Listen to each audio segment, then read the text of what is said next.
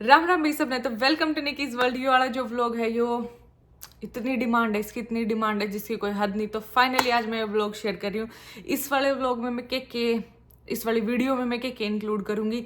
Normal delivery हुई थी कि सी सेक्शन, बेबी का वेट कितना था, कौन से मंथ में हमने बेबी का जेंडर पता लगाया था, जेंडर पता चलने के बाद हमारा रिएक्शन क्या था, और मेरा लेबर का एक्सपीरियंस कैसा था, कितने घंटे का लेबर था, और लेबर के बाद यहाँ पे केयर कैसी मिला है, कैसे हॉस्पिटल के डॉक्टर थे, कैसी नर्सेस थी, और कौन से हॉस्पिटल में मेरी डिलीवरी हुई थी, और ड्यू डेट तक कितने दिन बाद हुई थी। ये सारी बात हम इस वाली वीडियो में कवर करेंगे। तय फिर फटाफट शुरू करते क्योंकि मैं ज़्यादा नहीं खिंचना चाहती इस व्लॉग ने। सो कल का व्लॉग कल की वीडियो जाके देख लेना जिसने मेरी 9th मंथ की जर्नी नहीं देखी, ताकि इस वाली वीडियो तो थोड़ा रेलिवेंट फील हो। सो शुरू करेंगे। सबसे पहला फिर अल्ट्रासाउंड हुआ था मेरा 8वें हफ्ते में, सब कुछ फिट एंड फाइन। मेरी जो 9 महीने की प्रेगनेंसी थी, कोई भी कॉम्प्लिकेशन नहीं थी उसमें, छोटी सी भी, बस वो सब क्रॉनिक था स्टार्टिंग में। उसके बाद मेरा कोई वो नहीं थी, उसके भी उन्होंने कोई दवाई या कुछ नहीं दिया था, नॉर्मल था अपना, तो मेरा कुछ भी वो नहीं था। सो जो 5th मंथ का अल्ट्रासाउंड होया करे ना, 5th मंथ में, उसमें बेबी का जेंडर पता चला करे। तो 5th मंथ वाले अल्ट्रासाउंड में मेरे पहलवान जी गए थे। फिर उनने वो अल्ट्रासाउंड 45 मिनट से लेके 1 घंटे का, उसमें वो सब कुछ चेक करे कि बेबी के हाथ पैर, हार्ट बीट, फिंगर सब कुछ ठीक है, मतलब सारी चीज़ प्रॉपरली बन रही है, कोई कमी तो नहीं है, ये सारी चीज़ चेक करा कर। तो उसे में वो बेबी का जेंडर चेक करा कर। उसमें वो आपसे पूछे फिर वहाँ पे जो भी अल्ट्रासाउंड वाली हो कि क्या आप जानना चाहते हो जेंडर। तो फिर हमने ऑब्वियसली कहा हाँ हम जानना चाहते हैं। तो फिर उन्होंने बोली ठीक है। फिर मेरे पहलवान जी दोनों थे, उसने चेक करा और उसने सिंपली, हमने लिखवाया नहीं था पेज पे, हमने कहा था बता दे बस। क्योंकि हमारी कोई भी जेंडर प्रेफरेंस नहीं थी स्टार्टिंग से, ना हमारी न्यू प्रेफरेंस थी कि भाई पहला लड़की होनी चाहिए, पहला लड़का होना चाहिए, या कुछ भी हमारी ऐसी प्रेफरेंस नहीं थी। हमारी बस यह प्रेफरेंस थी एक हेल्दी बेबी होना चाहिए, हेल्दी बेबी। क्योंकि भगवान जब इतनी बड़ी चीज़ दे रहा था, हम तुच्छ मानुस कौन है उसमें चूज करने थे कि हमें तो यही चाहिए, हमें तो यही चाहिए।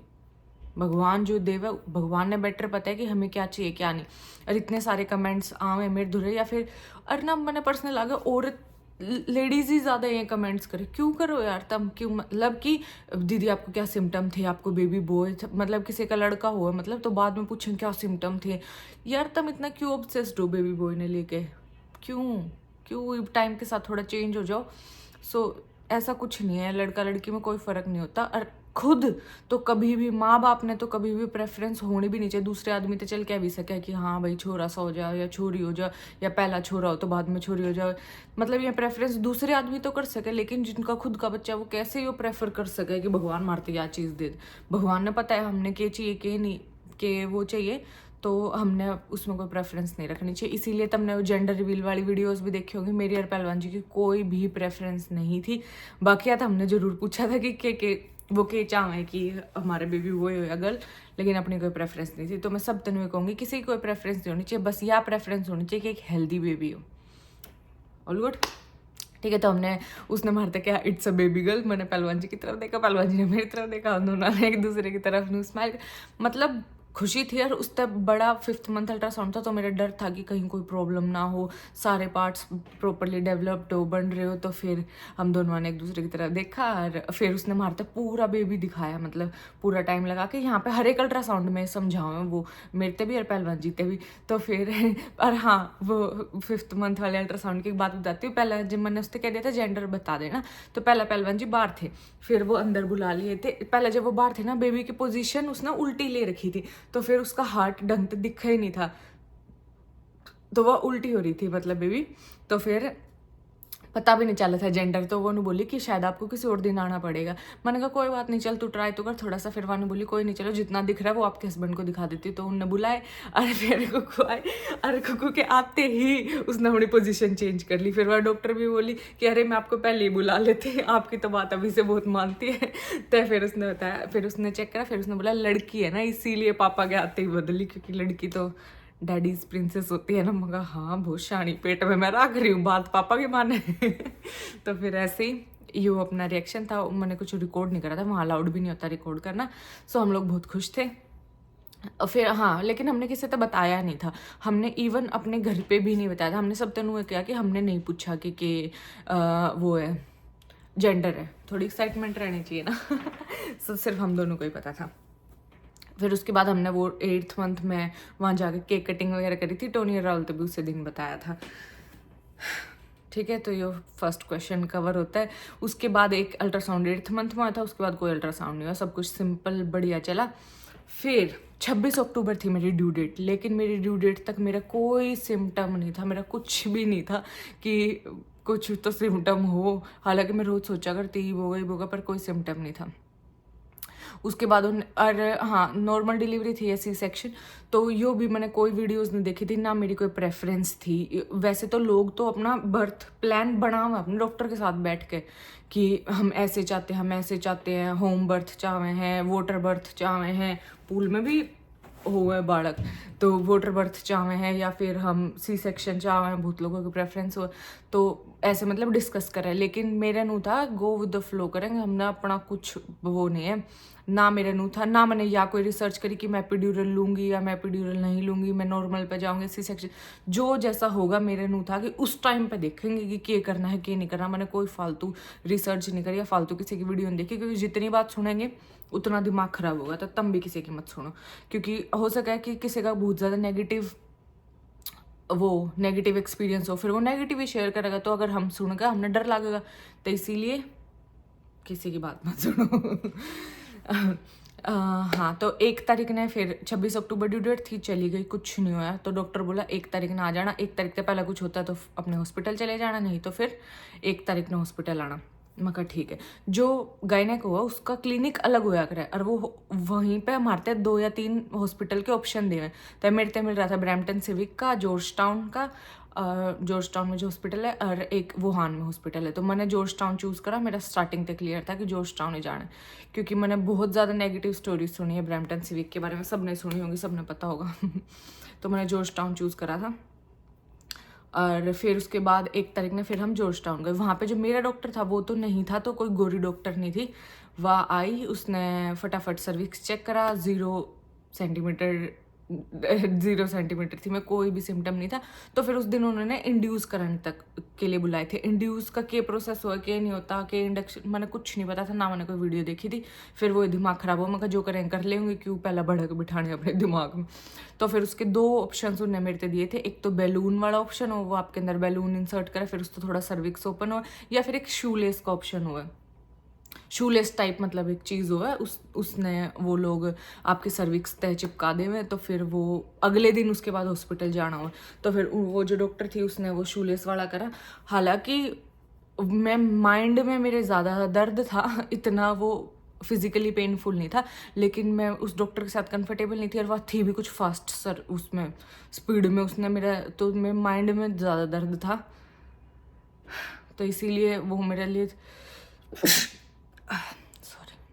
तो इसीलिए वो मेरे लिए थोड़ा पेनफुल था। उसके बाद पर सह लिया। फिर हम लोग घर भेज दिए। जो मेरी नर्स थी वो बहुत अच्छी थी, उसने मेरे को सारा प्रोसेस समझाया कि अब आपके ये इंसर्ट करा है मतलब, तो अब आप घर जाओ, आपको हो सकता है कि थोड़ी बहुत डायलेशन हो या पीरियड पेन हो। और हाँ, यो मेरे तो डॉक्टर ने 8th मंथ तक समझाना शुरू कर दिया था कि कैसा पेन होगा। तो डॉक्टर ने साफ साफ बताया था कोई भी किसी भी और प्रकार का पेन हो तो वो नहीं होता, जो पीरियड्स में पेन होया करे वही सेम पेन होगा, लेकिन एक हायर इंटेंसिटी के साथ बढ़ता जाओगा, और एक स्पेसिफिक इंटरवल के बाद आता रहेगा वो पेन। तो समझ तो गई थी, तो मैं कहा ठीक है। तो फिर पर मेरा कुछ होया भी नहीं था। तो फिर उस दिन हम लोग 1 तारीख ने घर भेज दिए वापस। और जितना भी हो, जो भी प्रोसेस हो ना, हर एक प्रोसेस में अल्ट्रासाउंड से लेके, या फिर कोई डॉक्टर तक बात करनी है, डॉक्टर के साथ चेकअप है, या फिर ये इंडक्शन की जो भी प्रोसेस, सारे प्रोसेस में हस्बैंड ने साथ में रखा है। ऐसा नहीं है कि हस्बैंड बाहर वेट करा, हर एक चीज़ में हस्बैंड आपके साथ ही रहे, आपके रूम में आपके साथ हुए। तो फिर हम दोनों घर भेज दिए थे। उसने समझा दिया था रात में कुछ ऐसा पेन होता, वैसे तो सुबह 8 बजे जाना था, तो इतना कुछ वो नहीं था। तो हम लोग घर आ गए, तब मेरा पेन स्टार्ट हो गया था। घर आने के बाद मेरे रात में था पेन, मतलब थोड़ा थोड़ा मतलब सहने लायक था। तो मैंने अपना सासू सुबह फिर 8 बजे मेरे पहलवान जी हॉस्पिटल चले गए। मम्मी ने हम लेके नहीं गए थे क्योंकि सिर्फ पहलवान जी अलाउड थे अंदर, तो फिर मम्मी बाहर कितनी देर बैठी रहती हमने पता भी नहीं था कितना टाइम लगेगा। तो मेरे पहलवान जी चले गए हॉस्पिटल सुबह 8 बजे। 9 बजे उन्होंने मैं एडमिट कर ली थी। तो उस दिन तो उन्होंने कहा था कि आज तेरे तो बेबी देखे भेजेंगे। मैं कहा चलो ठीक है। तो 2 नवंबर ने सुबह सुबह एडमिट हो गए। 8 बजे चले गए थे, 9 बजे एडमिट हुए। 9 बजे के बाद उनने मेरे एक ड्रिप चढ़ाई ताकि डिहाइड्रेशन, और एक ड्रिप ऑक्सीटोसिन होया कर वा चढ़ाई जिससे कि वो हेल्प करे है लेबर स्टार्ट करने में। तो मैं दोनों चीज़ करी। वो स्टार्ट करने के बाद फिर जो मेरा डॉक्टर था उस दिन वो थैंकफुली वहीं पे थे, तो बहुत अच्छा था एक्सपीरियंस, मतलब कंफर्टेबल था, तो सब कुछ बहुत अच्छा था। फिर वो आए, उनने चेक करा डायलेशन, तो 2 सेंटीमीटर में डायलेटेड थी। तो उन्होंने कहा चलो ठीक है। फिर उन्होंने वाटर ब्रेक करा मेरा। वाटर ब्रेक होने के बाद फिर लेबर थोड़ा और स्टार्ट हो गया, लेकिन अब स्टार्ट होती है पेनफुल जर्नी। तो 9 बजे था और 10 बजे तक डॉक्टर ने चेकअप वगैरह करा, वाटर ब्रेक करा। फिर उनने मेरे तक हांड फिर घूम तेरा जो जी करा वो करना नहीं अड़े बड़ी बेड पे। तो 1 बजे फिर मैंने वॉक करना स्टार्ट करा। मेरे पहलवान जी कॉफ़ी पीन भी गए और फिर नुए उरेन पर घूमते रहे। लेबर था, लेबर पेन था, कॉन्ट्रैक्शंस आवे थी जावे थी, तो मैं समझ रही थी कि अच्छा ये पेन है। तो उन्होंने मेरे तक बताया बस ये पेन बढ़ता जाएगा। तो ठीक है। फिर उसके बाद मैं 5 सेंटीमीटर डायलेट हो गई थी 3 बजे के आसपास 5 सेंटीमीटर हो गई थी। नर्स फिर मेरा दर्द बहुत ज़्यादा हो गया था, मतलब फिर मैंने नर्स बुलाई, मैंने कहा कि बहुत ज़्यादा दर्द है। फिर उसने चेक करा, उसने बताया 5 सेंटीमीटर है। तो जिसने नहीं पता रेफरेंस थी 10 सेंटीमीटर डायलेट होना पड़े बेबी 12 आने, मतलब सर्विक्स 10 सेंटीमीटर ओपन होना चाहिए। तो मैं 5 हो गई थी, कोई एपिड्यूरल कुछ नहीं आया था जब तक मेरे पूरा दर्द हो रहा था, मतलब सब कुछ नॉर्मल था। और मैंने अपनी पहला किसी 8th मंथ के डॉक्टर अपॉइंटमेंट में डॉक्टर तक पूछा था कि एपिड्यूरल का केस ही ना हमने लेना चाहिए या नहीं लेना चाहिए, क्या करना चाहिए क्या नहीं करना। तो डॉक्टर ने तो मेरे तक क्या कि अगर ऐसी कोई चीज़ है तो बिल्कुल तुमने लेनी चाहिए, वो बिल्कुल वो करें। अगर नेचुरल बर्थ पे जाना चाहो तो वो आपकी चॉइस है, लेकिन अगर आप एपिड्यूरल लेना चाहो तो वो भी कोई प्रॉब्लम वाली बात नहीं है। हालांकि उसने कहा कि मोस्टली कंप्लेंट एशियन वुमेन्स की हो है कि अब हमें बैक पेन हो रहा है या नहीं हो रहा है। वो क्यों हो रहा है, क्योंकि डॉक्टर ने जो मेरे को समझाया है वो इसीलिए होता है क्योंकि ना हम लोगों की डाइट में, हम लोग वेजिटेरियन हो, हम लोगों की डाइट में कोई प्रोटीन नहीं होता। और फिर डिलीवरी के बाद भी हमें सांदा वगैरह खावें और मतलब और कुछ ऐसी प्रोटीन वाली जिससे हमने चीज़ मिला जिससे हमारी जो इतनी स्ट्रेंथ लगी है ये बालक पैदा करने में वो वापस हमने मिले, तो वैसा कुछ नहीं होता हमारी डाइट में। तो उस वजह से हमारे शरीर में कमजोरी हो। फिर ब्रेस्ट फीड करवाते टाइम हमने घंटों घंटों बैठना पड़े, तो फिर हमारी कमर में ऑटोमेटिकली दर्द हो। और दूसरी चीज़, एशियन वुमेन जो हुए हैं वो ज़्यादा वेट गेन करा अपने प्रेगनेंसी के टाइम, और बाद में भी मीठा खा खा कर बहुत ज़्यादा वेट गेन करे, जिसकी वजह से ऑटोमेटिकली कमर में दर्द होना है, क्योंकि आप ओवर वेट हो, आप घंटों घंटों बैठ रहे हो, तो फिर आपका ऑटोमेटिकली होना हो। लेकिन फिर हम लोग उसका नाम दे दें कि एपिड्यूरल की वजह से टिक्का लगा था कमर में, उसकी वजह से। तो डॉक्टर ने मेरे तक क्या, अगर आप बैक टू नॉर्मल हो जाओगे, एक्सरसाइज वगैरह करोगे, एक्टिव रहोगे, तो आपका ऐसा कुछ नहीं होगा। तो फिर मैं भी समझ गई, पहलवान जी भी समझ गए। तो हमारा नु था कि हम ले लेंगे, कोई सी प्रॉब्लम ना आएगी ना ले वो तो उस टाइम पता चलेगा। लेकिन 5 सेंटीमीटर तक मैं नॉर्मल नेचुरल थी बिल्कुल। फिर 5 सेंटीमीटर पर मैंने नर्स बुलाई, मैंने नर्स तक गया कि एपिड्यूरल फिर मैंने नहीं पता था, पर एपिड्यूरल में इतना टाइम लगा आने में, तो ओहो हो। फिर उसके बाद यो 5 सेंटीमीटर जो था यो सहनीय था, ऐसा नहीं है कि बिल्कुल मर गए रोआ वो करे। मैं वॉक कर रही थी, मैं अपना उरेन पर एन और थी, बात करने लग रही थी, घर के आके फोन आते, घर के आते भी बात करूँ थी। जब बस वो कॉन्ट्रैक्शन आवे थी, नू नू नू नू नू चलती रह गया एकदम हाई पे, और फिर नॉर्मल, फिर एकदम हाई पे, तो नू नू दर्द हुआ। जब वो आवे जब दर्द हुआ बस, उसके अलावा फिर सांस लेने का टाइम मिल जाओ, फिर दोबारा फिर सांस लेने का टाइम मिल जाए। तो 5 सेंटीमीटर तक सब ठीक था। मैं चाहूँ कि व्लॉग में जल्दी ख़त्म करूँ, इसीलिए मैं जल्दी जल्दी बोल रही हूँ, ज़्यादा लंबा ना हो जाए। फिर उसके बाद, पर मैंने भी नहीं चाहती कि कोई बात मिस हो जाए, मैं सारी बताना चाहूँ। फिर उसके बाद ये सब कुछ होया, कहाँ तक पहुँच गई, हाँ 5। फिर एपिड्यूरल के लिए मैंने कॉल करी कि बुला दो, वहाँ बोली 1 घंटा लगेगा। मैंने कहा 1 घंटा लगेगा एपिड्यूरल आने, वो आने एपिड्यूरल होवे क्या, जिसने नहीं पता, वो एक इंजेक्शन हुआ करे जो आपकी कमर में आपकी रीढ़ की हड्डी पे लगा करे, जिससे सब कुछ होगा नॉर्मल डिलीवरी की तरह, आपके पेन भी होंगे, आपके सब कुछ होगा, लेकिन आपने कम फील हुआ है सब कुछ, लेकिन कम फील हुआ है। वो आपका दर्द बहुत कम करे, बहुत हेल्प करे, मतलब वो आपने ये सब कुछ बर्दाश्त करने में। वानू बोली 1 घंटे में हुआ। मेरी तो पैर तले तो जमीन निकल गई, क्योंकि एक के होया अगर वो एपिड्यूरल लाड़ा, और मैंने सोचा था कि 2 मिनट का तो काम होगा, आया लगाया और चले गया। हालांकि मैंने इंस्टा रील्स में एक आधी रील गलती से देख ली थी जिसमें एपिड्यूरल का प्रोसेस दिखाई, इतनी बड़ी सुई हुआ कमर में घुसा, फिर उसके बाद 4-5 इंजेक्शन ठोको उसमें, तो फिर मैं थोड़ी डर गई थी, लेकिन फिर मैंने स्किप कर दी थी, उसके बाद नहीं देखी मैंने कोई। फिर वो 1 घंटे बाद ही आया, जब तक वो 5 सेंटीमीटर के बाद जो मेरे पेन हुआ ना, वो बिल्कुल असहनीय था। वो मैंने बाद में पता लगा कि वो असहनीय क्यों था, वो मैं बताऊंगी। तो फिर 1 घंटे तक मैं कुक्कू तक आऊँ, मैं कुक्कू मैं तो मर गई कती, बहुत पेन था, मतलब बहुत पेन था। फिर उसके बाद कुक्कू भी क्या कर सके, कदे नू करे कदे पैर पकड़े, कोई आराम नहीं हो रहा। तो फिर हम लोग कुछ बात कर रहे थे, पर सह लिया, चलो ठीक था।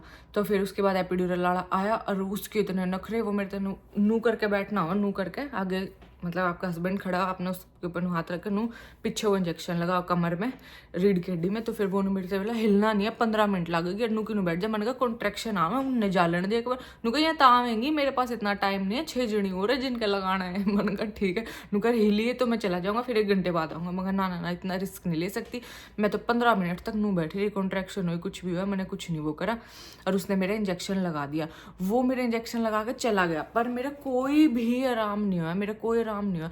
मैंने फिर ना मैंने सोचा कि मेरे पेन टॉलरेंस कम है, इसीलिए मेरे शायद उसने एपिड्यूरल भी लगा दिया, मेरा थोड़ा बहुत पेन की हो रहा होगा और मैं ज़्यादा एक्टिंग कर रही हूँ, मैंने नहीं सोचा।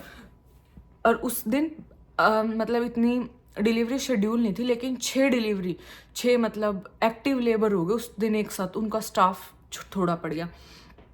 तो वो सारी नर्स उरेन पर भाज रही थी, और मैंने सोचा मैंने क्यों डिस्टर्ब करूँ, क्योंकि अलग अलग कमरे में तो चिल्ली की आवाज़ आने लग रही थी। मैंने सोचा कि यार सब कितने पेन में, मैं क्यों इन्हें डिस्टर्ब करूँ, शायद मेरा पेन टॉलरेंस कम है, मेरा ज़्यादा पेन, थोड़ा पेन हो रहा है पर मैं ज़्यादा मेरा फील हो रहा है। तो मैंने वो करती रही, मैं कहा चलो ठीक था, मतलब सह लिया मैंने सब कुछ।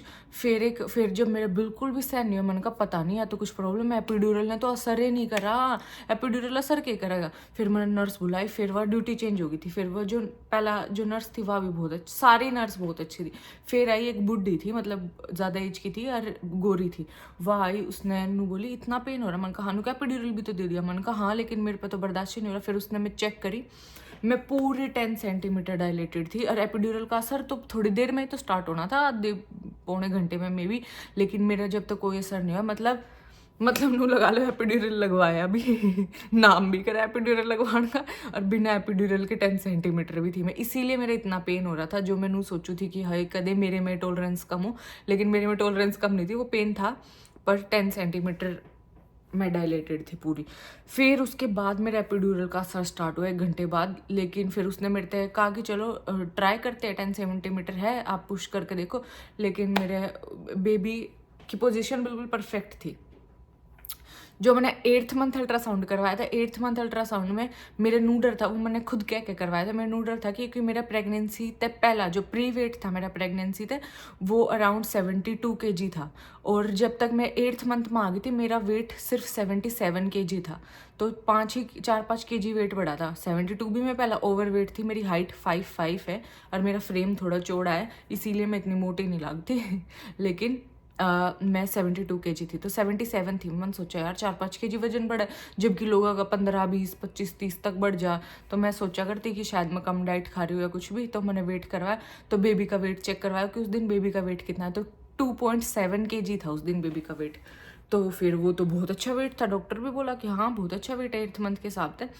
तो जिस दिन मेरी डिलीवरी थी उस दिन जब बेबी का वेट था 3.7 kg, मतलब 3 किलो 700 ग्राम वेट था, तो हेल्दी अच्छा बेबी था, मतलब अच्छा वेट था।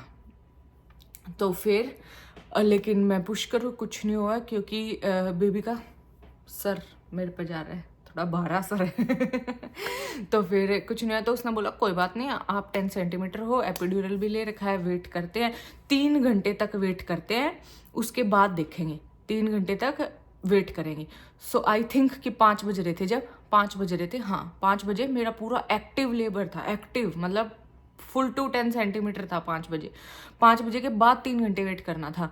तो 6, 7, 8 बजे तक हमने वेट करा। 7:30 बजे वो आ गई थी वैसे रूम में, 7:30 बजे उसने कहा था लेट्स ट्राई।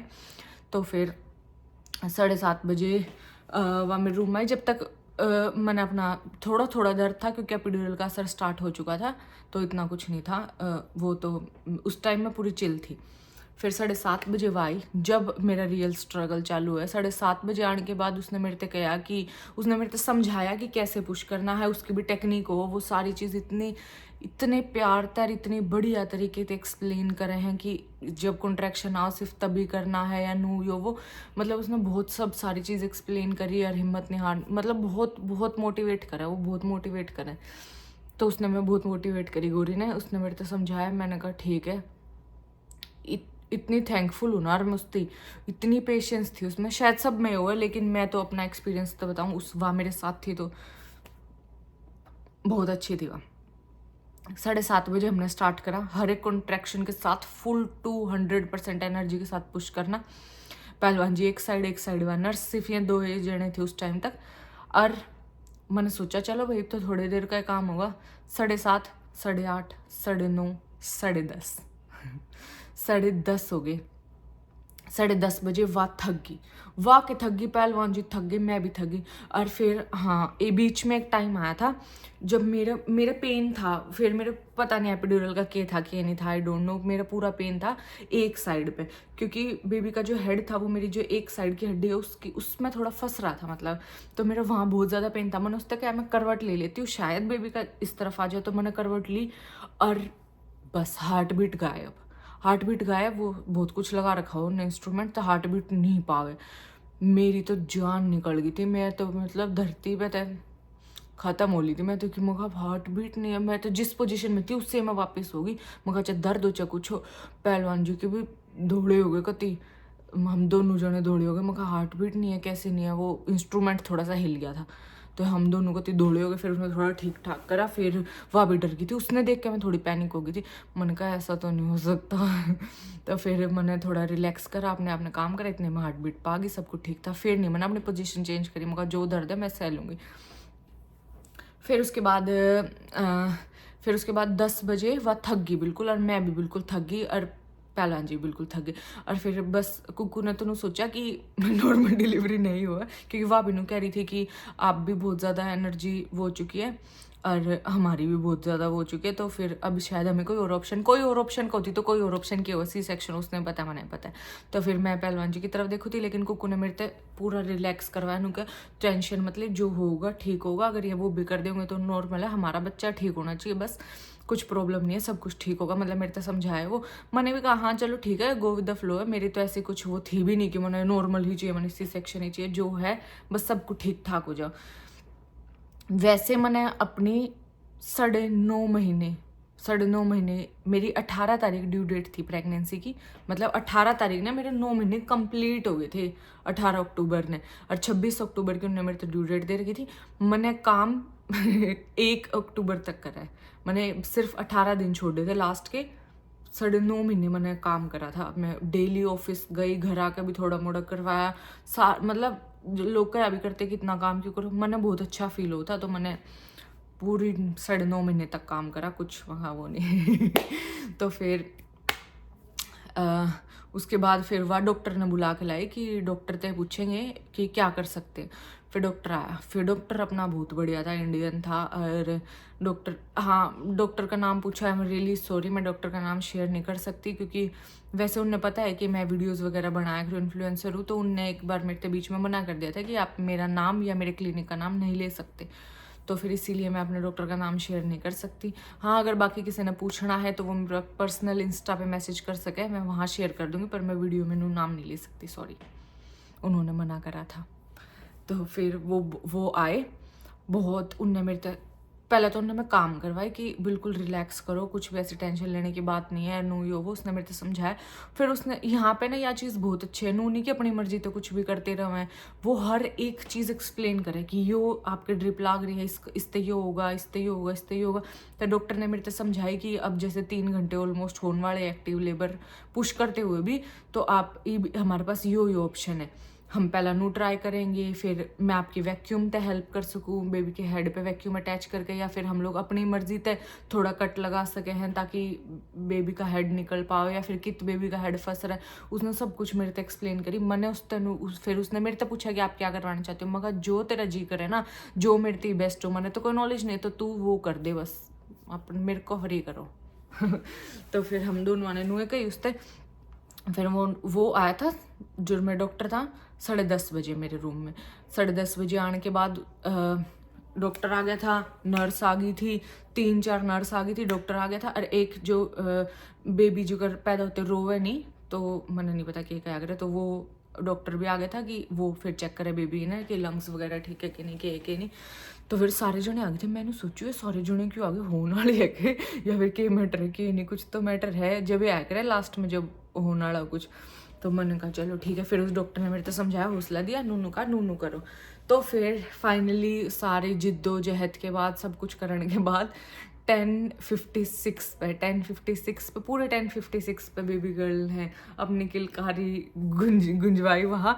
और मेरा ना पूरी प्रेगनेंसी में जैसे किसी न किसी के कोई ना कोई डर हुआ है, तो मेरी पूरी प्रेगनेंसी में मेरा डर था कि हाय कदे बेबी पैदा हो। सबको हुआ, किसी का नहीं हुआ कि मैं मर जाऊंगी, या किसी का मतलब कुछ हुआ। मेरी ये वो था सबसे बड़ा कि कदे बेबी पैदा हो रोवे नहीं, मतलब स्टिल बेबी ना हो। मेरे बहुत डर था नू, मतलब अगर किसी चीज़ की मेरी थोड़ी सी इनसिक्योरिटी थी या नेगेटिव थॉट था जो मेरे मन में, वो ये था।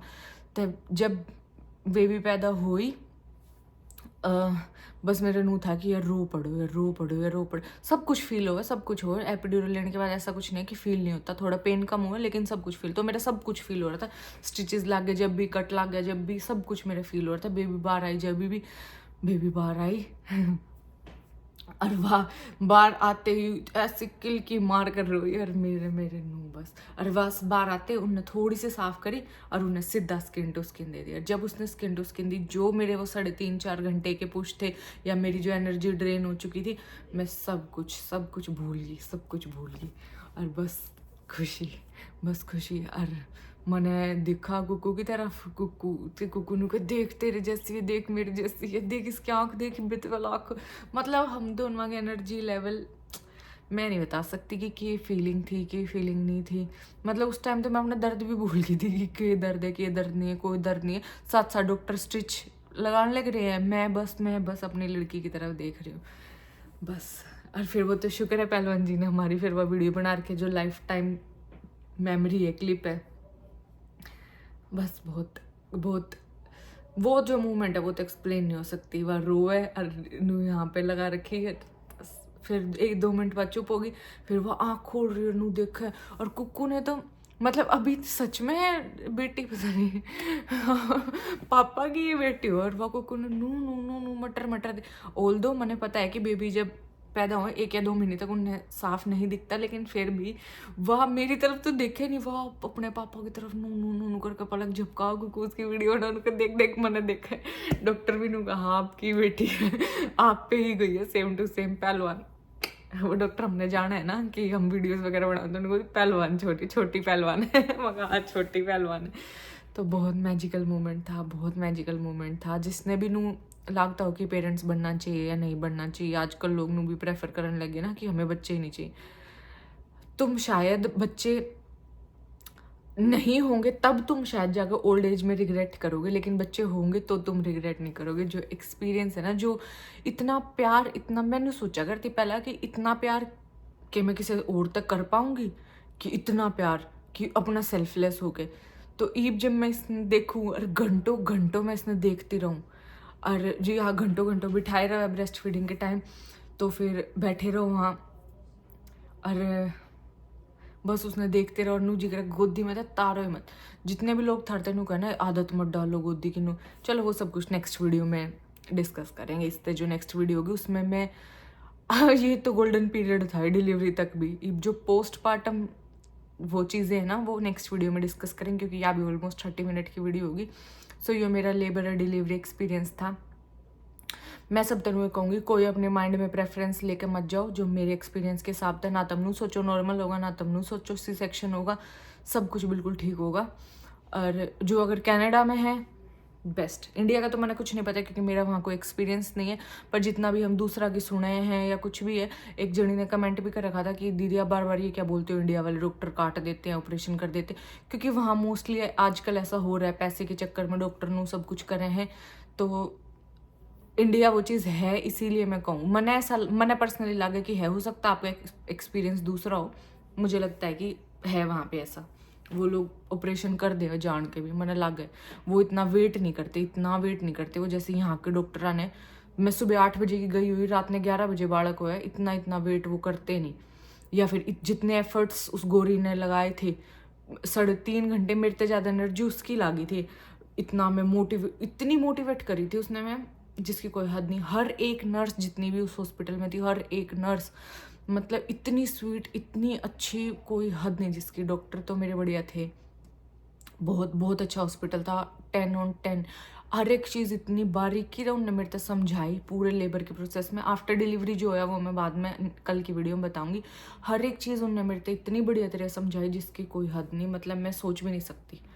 तो इंडिया का मैं कुछ नहीं कहती कि प्रोज है कि कौन सा, या फिर यहाँ के सिस्टम में भी मैं नहीं कहती हैं बेस्ट है, यहाँ के सिस्टम में भी बहुत कमी है। जैसे इमरजेंसी में भी हमने इतना वेट करना पड़ा। मैं सिर्फ अपना डिलीवरी एक्सपीरियंस शेयर कर रही हूँ जो कि बेस्ट था, वर्ल्ड बेस्ट। जितने भी लड़की जो कनाडा है प्रेग्नेंट है, कोई स्ट्रेस मत लो, हॉस्पिटल जाओ, डॉक्टर नर्स सब कुछ बिल्कुल बेस्ट बढ़िया है। और कुछ नू मत सोचो कि मतलब नेगेटिव थॉट्स तो जितना दूर रहोगे और जितना तुम प्लानिंग नहीं करोगे ना, क्योंकि जब चीज़ें प्लानिंग के हिसाब से नहीं चलती ना, जब ज़्यादा दुख हो, तो बिना प्लानिंग के करो तो बेस्ट होगा। और जो इंडिया भी है सब कुछ अच्छा होगा। चाहे तुमने कितने भी घंटे का थारा लेबर हो या कितना भी पेन हो, जैसे बेबी हाड़ा होगा ना, खत्म, भूल जाओगे कि कोई प्रॉब्लम भी हुई है। बस हाथ जोड़ के रख भगवान ते, और खुश रहो। और